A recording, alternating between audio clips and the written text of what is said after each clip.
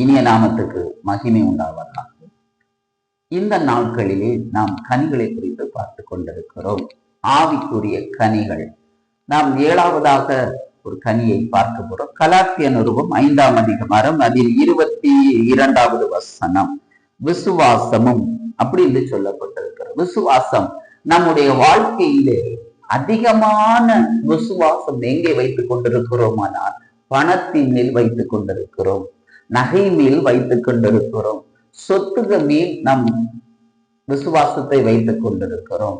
மற்றும் இல்லாமல் பிற மனிதனிடத்தில் நம்ம விசுவாசிக்கிறோம். சில காரியங்களுக்காக, ஒரு திருமண காரியங்களுக்கானால் இந்த நபர் சொன்னா சரியா இருக்குமே, இல்லாவிட்டால் சொத்து வாங்கும் போது இவர் சொன்னா நமக்கு சரியா இருக்குமே, அப்படி என்று சில காரியங்களிலே, இந்த பண காரியங்களிலும் இந்த நபர் நமக்கு கொடுப்பார் என்கிற ஒரு விசுவாசத்தை நாம் என்ன செய்கிறோம்? மனிதர் மீதும் வைக்கிறோம். இப்படிப்பட்ட விசுவாசம் வைப்பதனாலே தேவன் மேல் இருக்கிற விசுவாசம் அதிகமாக குறைந்து கொண்டிருக்கிறது. அதை நீங்கள் நன்றாகவே புரிந்து கொள்ள வேண்டும். ஆவிக்குரிய பிள்ளைகளும் சரி, மற்ற பிள்ளைகளும் நம்மிடத்தில் நன்றாகவே அதை புரிந்து கொள்ள வேண்டும். கர்த்தர் ஆண்டவராகிய இயேசு கிறிஸ்து, ஆண்டவரை நீங்கள் விசுவாசிக்கும் போது இக்குரிய காரியங்களை எல்லாம் தேவனை நடத்துவாருங்கிற விசுவாசம் உங்களுக்குள்ளே வர வேண்டும். அதை நீங்க நன்றாக புரிந்து தேவன் மேலே முதலாவது விசுவாசத்தை நீங்கள் வைங்கள்.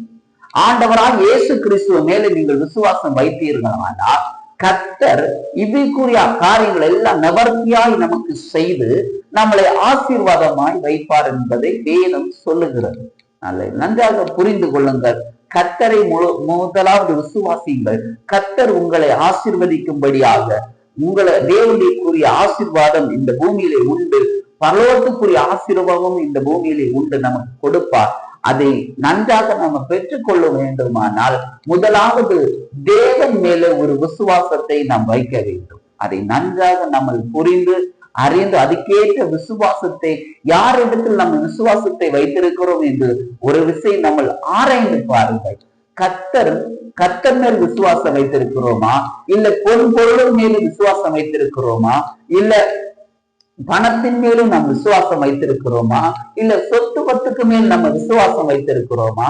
இது நாளைக்கு தினத்துல எல்லாமே நம்மளை விட்டு ஒரு நாள் மாறி போகும் என்பதை நீங்கள் நன்றாக புரிந்து கொள்ள வேண்டும்.